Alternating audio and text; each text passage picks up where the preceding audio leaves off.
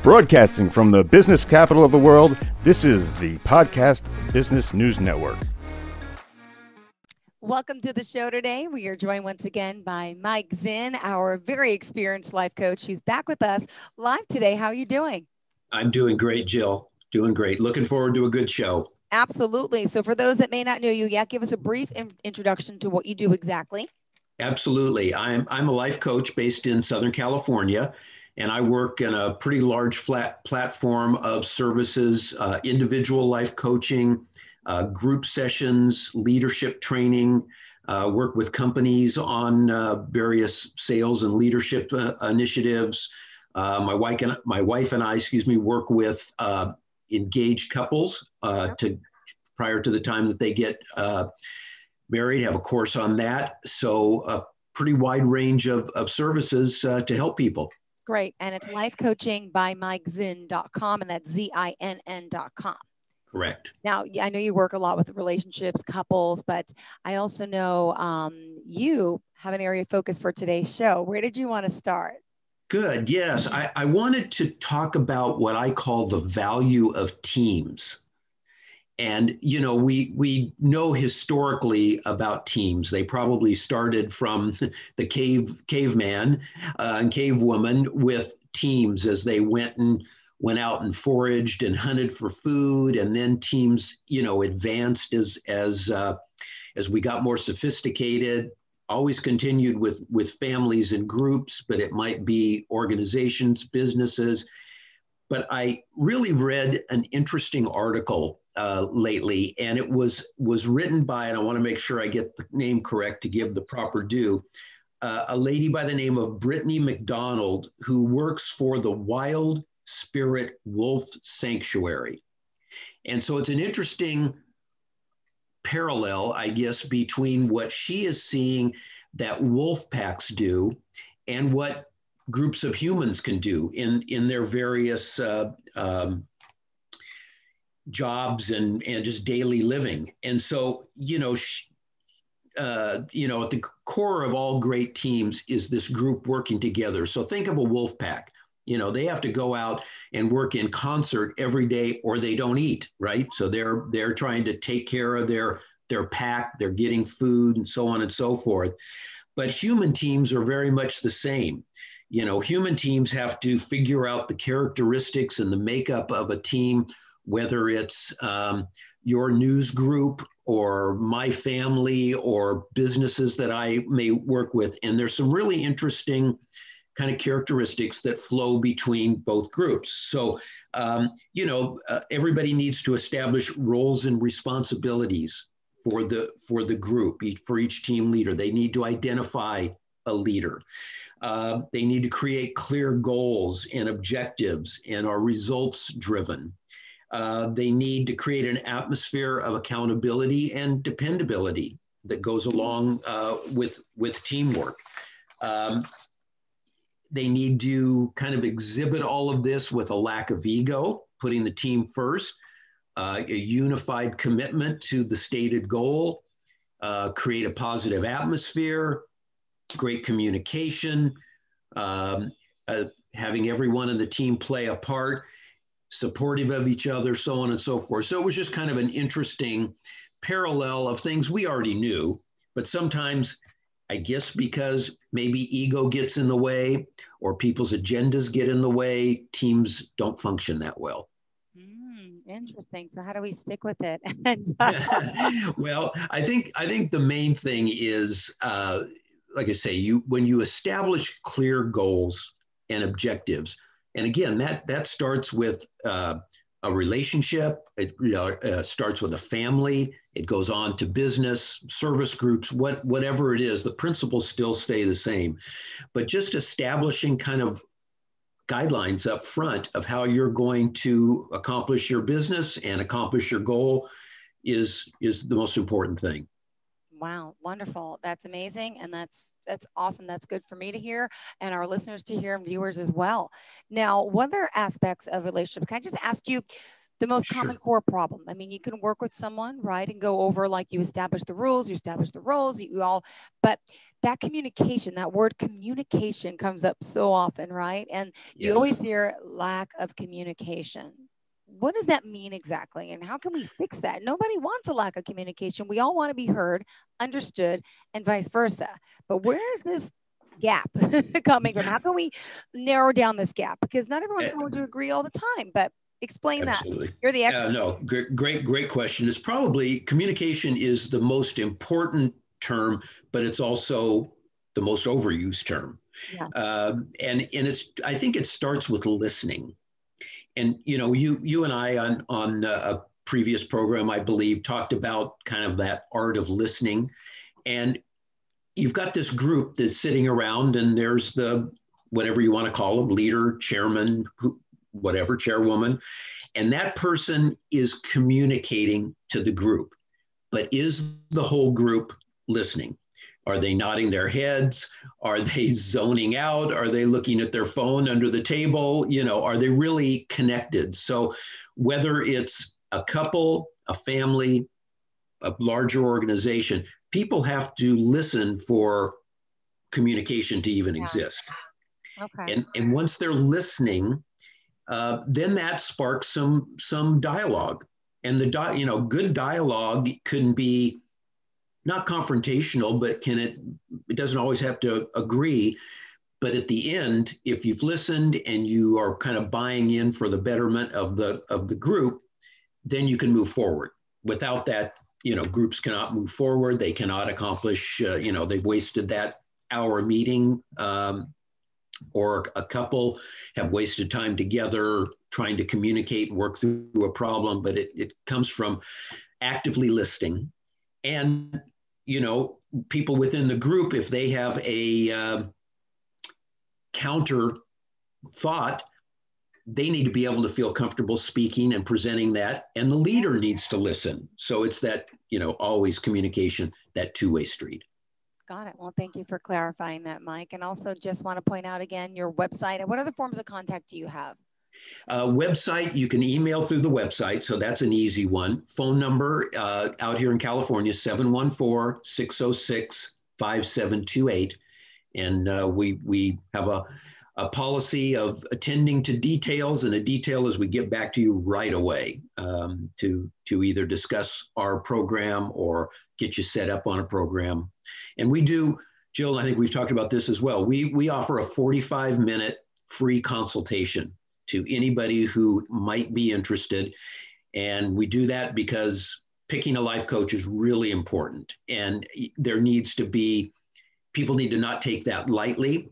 And the only way that you can do it is see if there's a match. And the only way you can see if there's a match is to have a little discussion. And so we kind of run through a format for our 45-minute consultation and then see if there's a program we can put together with the client.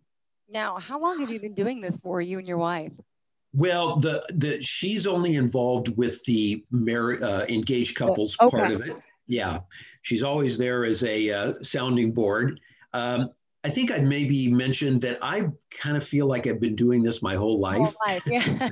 On the playground, in the neighborhood, forming teams. And then I got into actual school teaching and coaching, and did that for a number of years, entered the business world. And when you get into a business world, you still have teams and you still have people that you work with. So you're still always coaching. And some of those same people that I've been coached or brought into companies that I was working with, I still mentor, which is another aspect of this. Formally, I've been doing the life coaching for about a year. But kind of, like I say, feel like I've been doing it for a lot longer. And so that's been a really a strong blessing and something I really enjoy. Perfect. Wonderful. Again, life coaching by Mike Zinn, ZINN.com. What else would you like to add for our listeners today?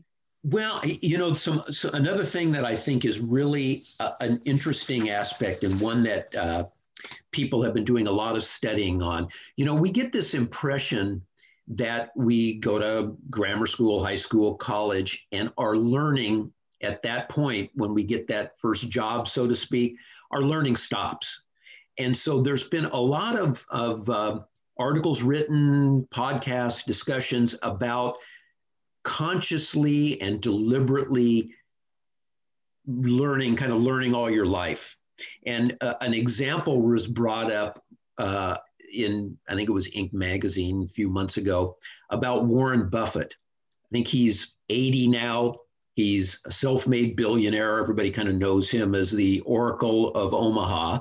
And he does something that's really, I think, interesting and maybe not totally possible for you and I and the rest of the world. He devotes about 80% of his time to what he calls reading and learning, so that he can make correct decisions on the companies he invests in. I don't have 80% of my time to do that. Most people don't. But if we kind of look at our time bandits, in any week, we all have some time to do that. We all have time to look kind of beyond what our day-to-day lives are and study and, how can we make ourselves better? And it's something that I continue to try to adapt. I don't think I've by any means learned all that I can learn, and read all the time about things that can help me and help my family and help my clients.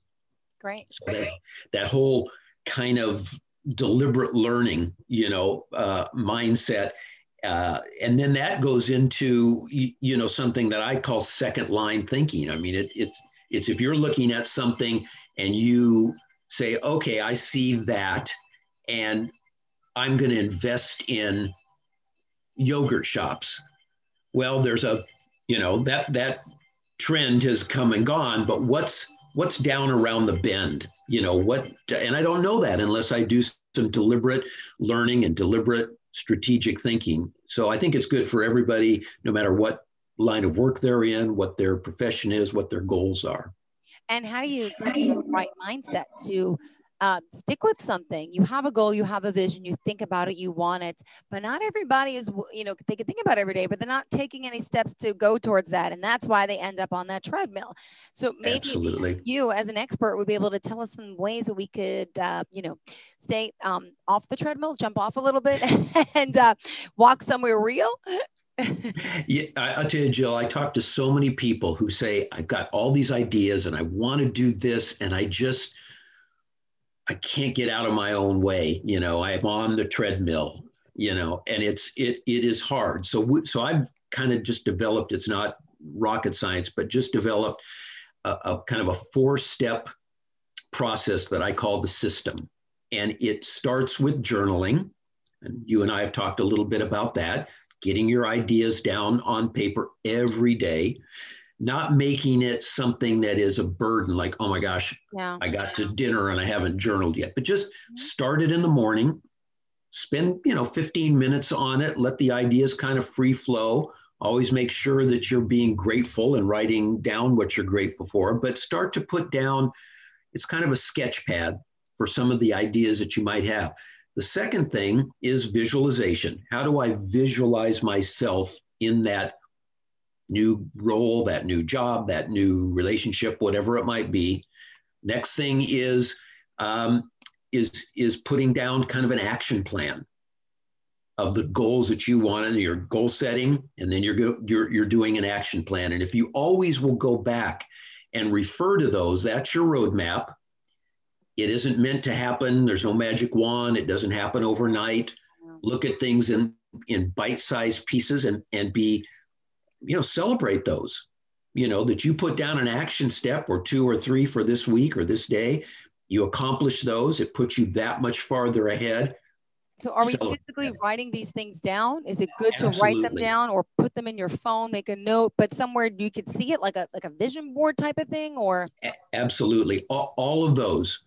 Some people, when they journal, I like to use a small notebook, and that way I can date it and I can continue to go back to it. Some people are a little bit more digitally,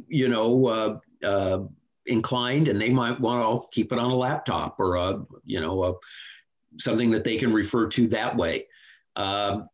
Vision boards are great because it's something you can look at and see every day. It might be on your wall. It might be something small that you have over your desk, whatever it might be. But if you don't put something down and put it on paper, a goal, and then put an action plan down on paper, you're just kind of swimming, you're getting distracted, and there's a certain power in routine. Yes. And if you continue that routine every day, some people will say to me that are my clients, oh my gosh, that stifles my creativity. And I said, I understand that. So let's not stifle it too much, but let's write down some stuff. Good. So that you can just stay on track. Just stay on track. Good. And how can our listeners reach out to you once again? Remind everyone, please. Website, lifecoachingbymikezinn.com, direct email through the website, or phone 714-606-5728. Great. Hey everybody, my name is Ralph Graves Jr. I'm the host of the Ralph Graves Jr. Show, and I want to invite you to pick up my book, Unstoppable. I wrote a book called Unstoppable. It's 7 universal laws that will transform how you pursue and achieve success. The one thing that my 20 years of law enforcement has taught me is that no matter who you are, we are all governed by universal laws, like gravity. But in this book, we're going to talk about laws like the law of forgiveness, laws like the law of control, the law of intelligent practice, the law of expectancy. I was able to see how those, no matter what their background was, those who identified and treated these laws with respect, they were able to go on and lead successful lives. So pick up this book, and you can go ahead and pick it up at Amazon.com, BarnesandNoble.com, RalphGravesJr.com, where anywhere where fine books are sold. Thank you.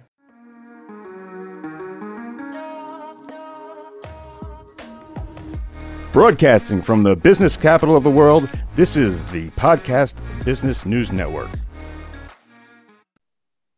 Welcome back. A very quick break there because I know we had some technical difficulty getting you on. So it's a quick one for you, Mike Zinn, life coach extraordinaire here we're talking to. And you work with people all over the world and country at this point, right? And especially Correct. With the pandemic, everything is virtual, right? That is right.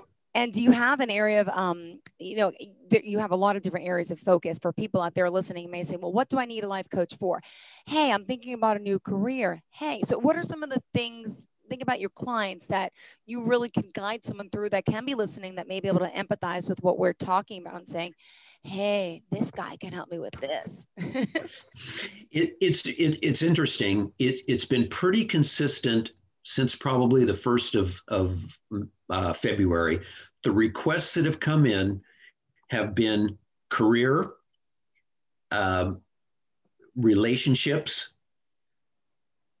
but I would say career has been number one, and I've got my own theory, and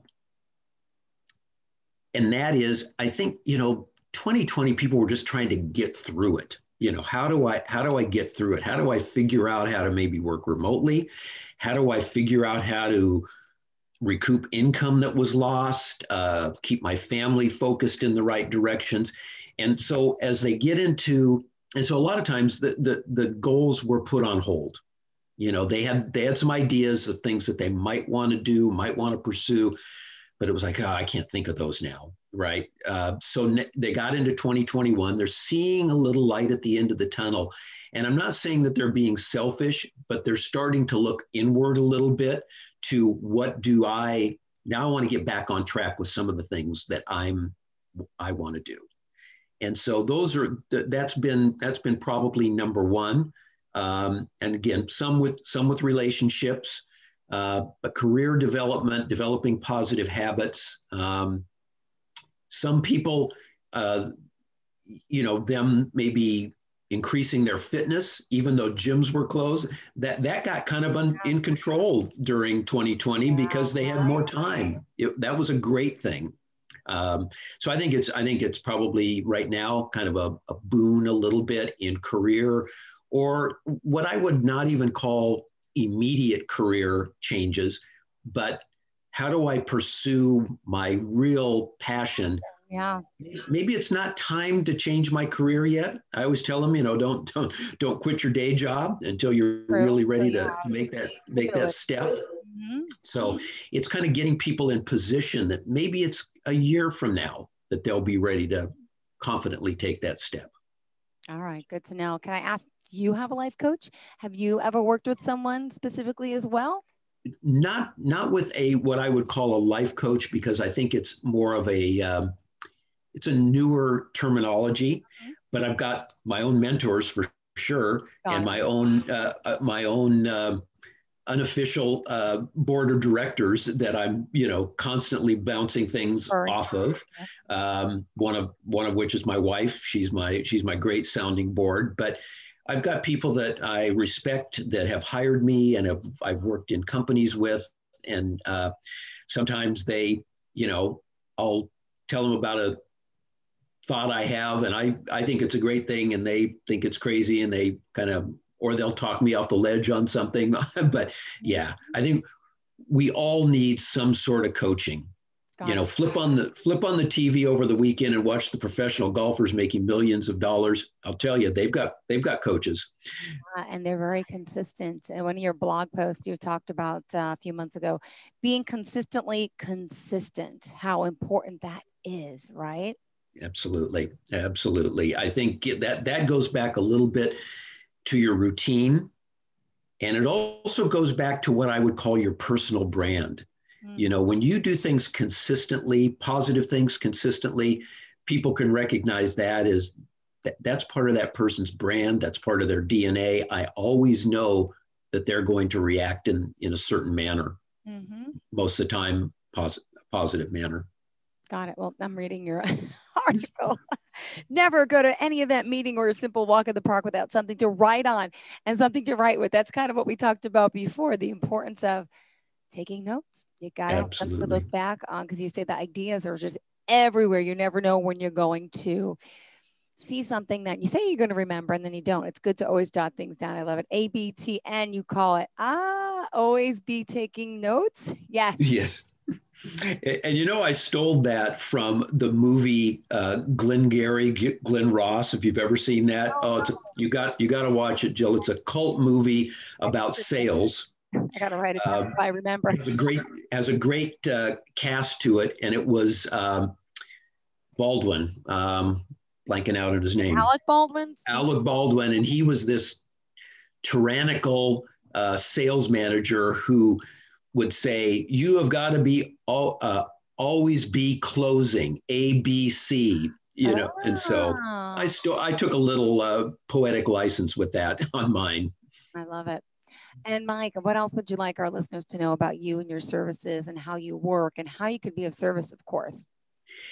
I think the one thing that I'd like to people to leave people with would be, we have a broad range of services, and those all kind of come from my personal experience. People will say, well, you can't be an expert in everything. And no, you can't. But my one expertise is my experience and the things that I've been, if I'm dealing with somebody who's an entrepreneur, I can tell them I've been there and I've failed and had some successes. And so I know some of the roads that they can go down and get themselves in trouble if they're not careful. Teams with businesses, I've done quite a bit of that too. So I tell them I've been down there, and I can at least show you some of the pitfalls and get you prepared for some of the challenges that you're going to have. Got it. And normally you work with a client once a week, twice a week. How does that work? Depends on people's schedules. Many times I like to do once a week because it gives them some time and me some time to kind of reflect back before we go into the next session. Okay. Sometimes people they're really excited, particularly when they're trying to go into a new adventure and they want to do it a little bit more often, maybe twice a week. But it depends purely on the client and their schedule and what they want to accomplish and in what time period. Got it. And what makes you happy? Oh my gosh, I think it's helping people. This has become kind of an interesting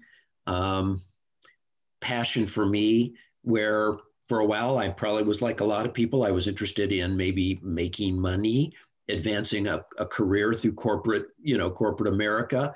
But when I took a little bit of a step back, I really have an interest in kind of helping people and using some of the experience that I had, both positive and negative, and helping them to maybe not fall into those same traps that I might have. Great. And in closing today, I just want to remind everyone, Life Coaching by MikeZinn.com, ZINN.com, and you do offer a 45-minute free consultation. That's absolutely. That's great to see if you're a good fit, they're a good fit, and see if you can, complement and work with each other. And I think that says a lot about you right then and there. Some people charge for consultations, but I know time is valuable. But wouldn't you rather make sure it's right for everyone involved?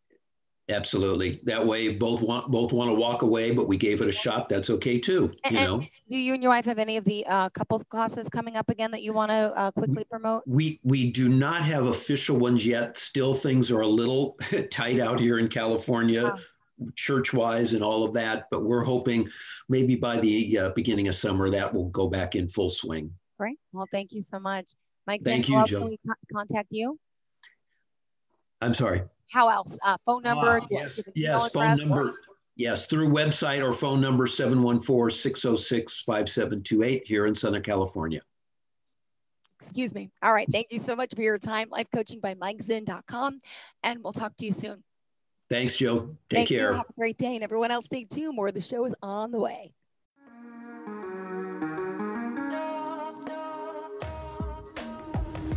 Broadcasting from the business capital of the world, this is the Podcast Business News Network. For nearly 2,000 severely injured veterans, everyday life has become filled with barriers. Day-to-day simple tasks can become pretty daunting. I have to carry my chair up 2 flights of steps or have somebody do it for me. What scares me the most is just the falling. When I'm struggling with my house, I think, to have that one great barrier just knocked down, it's crucial. Home for Our Troops is a wonderful nonprofit that builds a mortgage-free, fully adaptive, handicap-accessible house. And there's no catch. It'll be our very first home that we've ever owned. This is a game changer. This is where your life begins again. We need you to join us in completing this important mission. Please visit hfotusa.org and help build homes and rebuild lives. Because of you, everything's going to be okay.